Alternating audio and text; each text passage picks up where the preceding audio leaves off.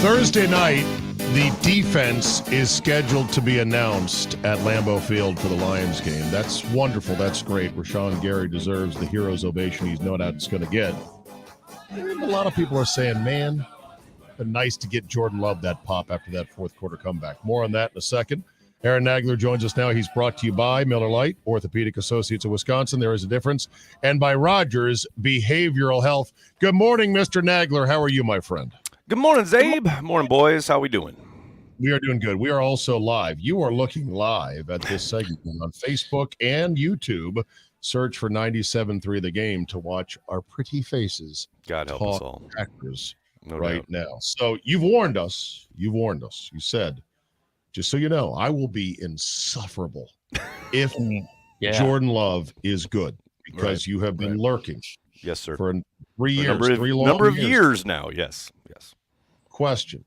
Yes, Where sir. are we at on the Nagler insufferability index? The needle is moving, Czabe. The needle is definitely moving. It's nowhere near even close to full throttle yet. Not even close. Okay. We've got a lot of ball game left. But A lot of ball game left. That is your mantra. But I tell you what. You are seeing, however, Mr. Nagler, and I assume you are as well, Butchie, the pundits, the high-level pundits, the Dan Orlovskis, week after week now going, ooh, look at that.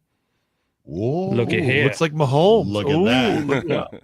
All right. It's like the old E.F. Hutton commercial. When E.F. be the Hutton last- speaks, I listen. When the top-level guys, Nagler, start saying that, I listen. Yeah, I mean, look, they're in the business of making comparisons like that, right? And I don't even begin to kind of entertain the idea that Jordan Love is approaching the echelon, right, of the top quarterbacks of the league. I will say, however, you certainly came away from that game on Sunday, despite all the mishaps and the problems and the challenges through the first three quarters, not only from Jordan, but from the entire team, mostly on the offense. But, man, it was hard not to experience that fourth quarter and the kind of aftermath and come away with anything other than I really feel like we just witnessed something pretty special. And I don't know what that means going forward. I don't know what that means for his career. But, man, I've been a fan now for 50 years on this here earth, and the number of times I've felt like, oh, that's pretty damn special work on a football field is pretty rare, and that was certainly the feeling on Sunday afternoon. So you don't know where it is, but I want you to say, where do you think this takes Jordan Love? I don't want the cookie cut answer here, Rob. What you talking about? No, what you talking about, Butchie? You got 12-2 or 12-2 today to get on these airways. What Correct. does this mean for Jordan Love? What does it mean? Yeah, it's a great step as far as the cohesion in the locker room and knowing to a man that they are going to be – they already were, right? We know this. They've talked about it ad nauseum. But, man, they have a belief in Jordan Love that I think that's only being built upon, and they're seeing him justify their belief. I think, to me, that's the most important part. There are going to be ups and downs throughout this season. I've talked about that all offseason. First-year starter, a very young squad. You're going to see things like we saw through those first three quarters. But, man, you saw zero quit from that team.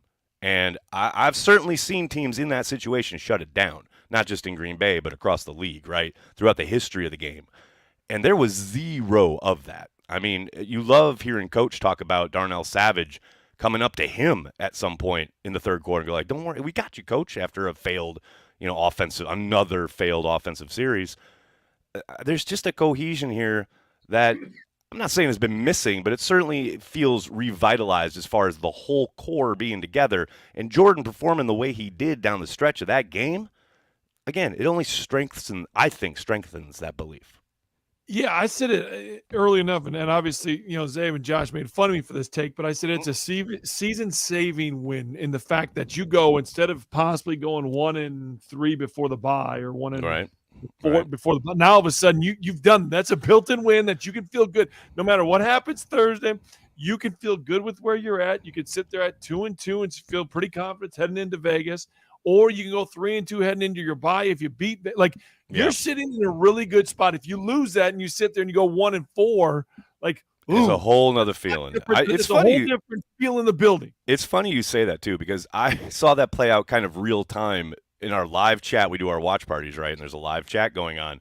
That first half especially, into the third quarter, everything, fire everybody. This is going to be such a long season, blah, blah, blah. And then after the game, it was like, we're going to beat the Lions. We're going to be in first place. Like, it just changes everything. It's just so funny. Next, I wanted to talk to you about this upcoming game and if we're going to see anything different from the defense. You had a lovely tweet that you put out during the game on Sunday saying, I hate this defensive scheme. I agree with you. I feel like a lot of fans feel that way. Is this just the way it's going to be? And if this team's going to be successful, it's going to be with this this scheme? Yeah, they're going to stick with it. No amount of tweeting from yours truly is going to change that. I will say, however, I will say, look, as frustrating as it can be and is in the moment, and it certainly is that, as far as a lot of too high safeties, a lot of playing off, a lot of just keep it in front of you, make the tackle, let them earn it all the way down the field, is beyond frustrating to watch in real time, and that's why I hate it. However, you're only giving up 10 points in that last game. Last year, the 2 losses to Detroit, Joe Barry's defense came to play in both of those games. I mean, those losses were certainly on the offense way more than they were on the defense, and that's against a Lions team that was like putting up 30 points a clip until they ran into the Packers both times. So I am able to sit here and say I understand the philosophy behind it. It's really frustrating to watch play out in real time. Although I will also say it's league-wide now. Like watching those games last night, almost every defense in the NFL is just too high shell, keep it all in front of you, rally, make the tackle. We know eventually on these 10, 11, 12-play drives, you're going to make a mistake on offense. That's more than anything how defense is played now. Now, I'm not taking anything away from the athleticism, the ability on the defensive side of the ball. But, man, it feels like every game I watch, every defense is playing too high shell, keep it in front of you, make the tackle, wait for the offense to false start, holding call, drop ball, get behind the sticks. And then you got them where you want them. And then these like insane pass rushers can just pin their ears back and get after it. And you've certainly seen that with Rashawn Gary and the Packers. Get him into 3rd and long, let Rashawn wreck shop. That's the plan. What is your unified A.J. Dillon theory or stance at this time? The theory is that he's not seeing the field really well. I don't know why. He's not helped by the fact that they can't block for love or money at this moment. Every game so far, 3 games in, their run blocking has been piss poor. They've been great in pass protection. They can't move people. And I'm not even talking in a rogue grader, like fire off the ball kind of way. I'm talking about even the simple zone stuff that they're trying to run. They just cannot execute up front. So that doesn't help, obviously. But AJ's not seeing the field really well. I'm not sure what it is, because what's frustrating is that you've seen him do it. You heard Matt say that on Monday. You've seen him do it at a very high level and be very productive. It's really frustrating in a stretch here where without Aaron Jones, you would think, okay, AJ's a rhythm runner, right? He gets better the more he gets the ball. Traditionally, that's what pretty much been his MO. But, man, they keep giving him the ball, and he keeps going nowhere. And I think it is not just all on AJ, but he's not helping himself. All right, if this were a white elephant Christmas gift exchange league, and we could steal DeAndre Swift from the Eagles for the 4th rounder that they essentially paid for him, would you do it right now if you could? Oh, yeah. 100%. Okay. Why did the Packers not think about that prior to the season? Because they have Aaron Jones and A.J. Dillon.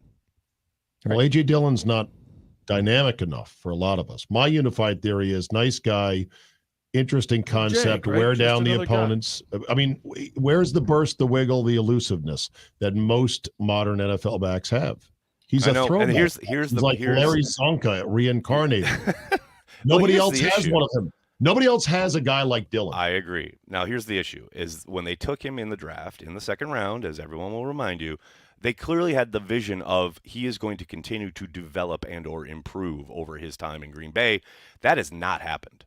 That's the problem. You've invested all this time and energy, and the hope was that he would develop. Now, for a team that does draft and develop, that is their mantra, their hit rate is way higher than most teams in that regard. The problem is when you now suffer an injury at running back to your superstar, Aaron Jones, you've got to have that second guy pick up the slack, and that certainly hasn't happened. All right, you got to pick. The injury list is ultra long. The injury list It's just a keeps CVS going receipt, and no if doubt. I It's a read CVS anybody, receipt. yes, It's a yes. CVS receipt. And if I read it, we would be off air by 9:15. So I'm not going to read it. Okay. You almost made me snurf, Josh. Well done. With the CVS, exactly. You have to pick. Who do you think is going to play, and who's the most important to win on Thursday? Oh, it's the same dude. For both questions are answered by Aaron Jones. I do think Aaron's closest to playing, and I think he's the most important guy. Well, we've seen how this offense has really stubbed its toe repeatedly without him in there, even in the game he played, where he comes in and they go right down the field and score a touchdown, and then they use him somewhat intermittently through the first half, don't go anywhere, put him in first drive of the second half, second drive of the second half, touchdowns. He is the thing that stirs the drink in Green Bay. So, yeah, as much as it would be nice to see Christian Watson back on the field, hell, I'd love to see David Bakhtiari protecting Jordan Love's blind side. To me, it's all about Aaron Jones. And it does, reading the tea leaves of the, estimated injury report, it sure seems like he's closest. You bring up Christian Watson. I want your opinion. Everyone says he's a Rolls Royce, all the above, right? He hasn't played. He hasn't been healthy enough. You're getting to be week 4. I mean, he could have gone on the IR for crying out loud. The IR thing is tricky, right? It is tricky, and I'm just in general. Yeah, it's frustrating. It's certainly frustrating on the outside. I cannot imagine how frustrating it is for Christian, right? The fact that it felt like he was close last week, didn't get to go, and now we're sitting here going, there's a decent chance he doesn't play Thursday night, right? So, of course, on the outside, we're thinking, well, why didn't you put him on IR? Of course, the answer is hamstrings are really tricky, and the medical staff has way more medical information than we'll ever have, and they know this thing better than anybody. And they thought there's a decent chance he recovers. Of course, it was pretty clear he hasn't, right? I don't doubt for a moment that they are thinking long-term. They're thinking long haul, not only for this season, but for his career. Hamstrings are notorious, man. They can linger, and they can bite you when you least expect it down the line, when it looks and feels like, oh, okay, I think I'm past it. They're always going to be conservative. We know that. So that's why I think there's a decent chance he sits on Thursday. And as frustrating as that is, it's probably best for the Packers long term. All right, so right of September, the annual sit-stand argument that flares up with fans in the stadium. Now, as somebody who is in the Cheesehead TV headquarters and not in the stadium itself, maybe you don't have as much of a dog in the fight, but where do you come down on whether or not you should be allowed to stand at free will while cheering on the green and gold? You paid your money. You should be able to stand. Here's the thing. Of course, I have the hoodie that says, don't tell me to sit down.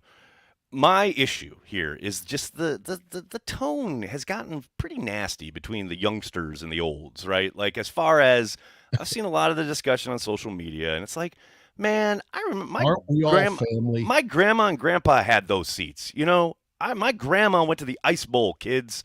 She sat there in her stockings and her Sunday finery in freezing temperatures cheering on this team. I understand that it's frustrating when you get told to sit down. You should absolutely be able to stand up and cheer for your team. But I don't think it's too difficult to have a conversation with someone rather than blasting them on social media, total strangers on social media. Which the day after the game. Right. Yeah. But are you saying the young standing Bucks are being a bit more disrespectful? Or are you saying a little bit? A little bit. I mean, yeah, of course. Look, here's the other thing. Like, the olds, of course, they don't want to hear about, get up and, yell and scream and get nuts and support your team on third down. But, man, it's third down. Get up. Yell. And if they tell you to sit down, just say, sir, it's third down. I'm going to stand. Yeah, I've been reading a lot of on OurTime.com, the olds, firing back at the youngs, Yes. I saw a newspaper. It's a very real thing. A very real thing. Talked about the youths that stand at these games. I was in the pickleball room at the at Boca del Vista.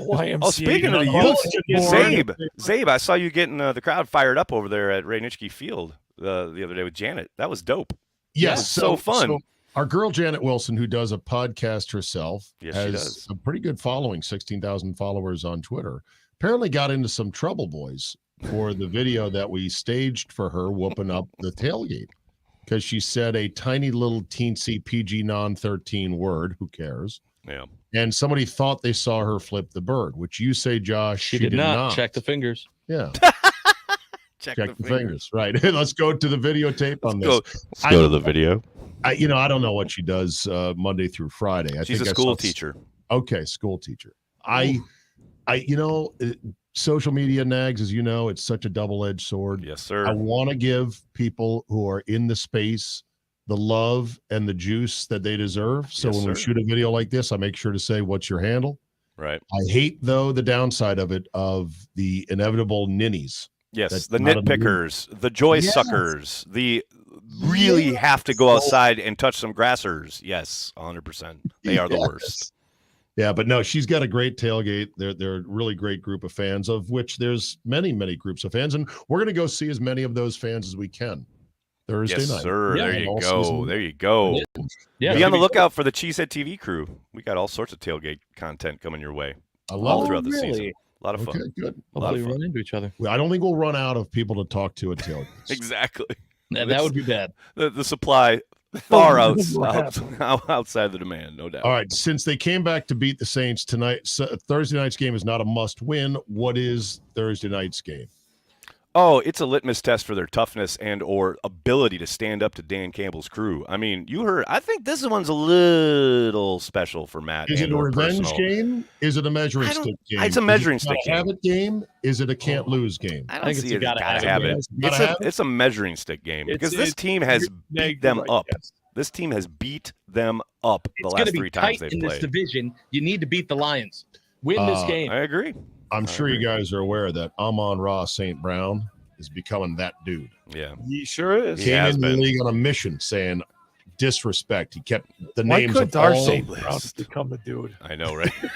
Gosh, you got the wrong St. Brown. Got the wrong St. Brown. He's Yeah. inactive. St. Dude, Brown. this is our St. Brown is inactive for the Bears now. He's inactive. Healthy scratch for the Bears. That's the St. Brown we got. You got the wrong one. Got the wrong Next, St. do we have Brown. time for you to list all the catches from Bob Tunyon and Mercedes Lewis for the Bears? We sure do. Thanks a lot, boys. And Hey! 0. We got another. We got nada. Pow-pow. And now we've got Bears podcasters Oh my bragging God. about a PFF grade. That was in- so adorable. When I clicked on the link of that guy, I go, dude, you've got to really check. Come on, this bro. out. Come on, Bruh. Bruh. bruh. Bruh. So Okay, good. today, noon to 2 with Billy. You'll hear Aaron Nagler talk more Packers. Thanks, my friend. Yes, We'll chat. sir. Thanks a lot, boys. Talk to you next week. Aaron Nagler is brought to you by. Goes back to the trash can for the read. You want me I to have tell you? here handily. Well, I know it's by Kowal. It's brought Miller Lite. Great taste. Only 96 calories. It's not Kowal. It's Miller Lite. Orthopedic Associates of Wisconsin. There is a difference. And by Rogers Behavioral Health. I had it, man. Oh, Hey, all I know is you made that basket, though, over the shoulder, in the hoop. I mean, it's the start of college basketball season. Yesterday was the first day of practice, and you drilled that thing, Czabe. yeah. Not only yeah, is nailed it. college basketball spooling up, I saw my first John Buccigross hockey highlight. I know. Yes, And sir. I said, whoa, whoa, whoa. Avalanche Bucci. and Knights went. I said- Avalanche I said, and Knights were Bucci, playing. I said, Bucci, I love hockey. I ain't ready for that. I ain't got time for that. I was like a Better harried get time. I was like a harried mom with 7 kids going, no, not now. Sit tight. You better get your time ready. All right. Iron Jock has a great deal for you. They love fall weather. It's raining outside today. Hoodies are the way to go. Take 25% off all hoodies and long sleeve t-shirts with promo code FALL25. 4-way stretch, anti-static, and they will not smell from BO. Guaranteed your money back. Go to ironjock.com for details. It's ironjoc.com. Holy cow, we're right here at the doorstep of Butchie's Banger. Yep, here we are. Let's always gonna be a go. That's next.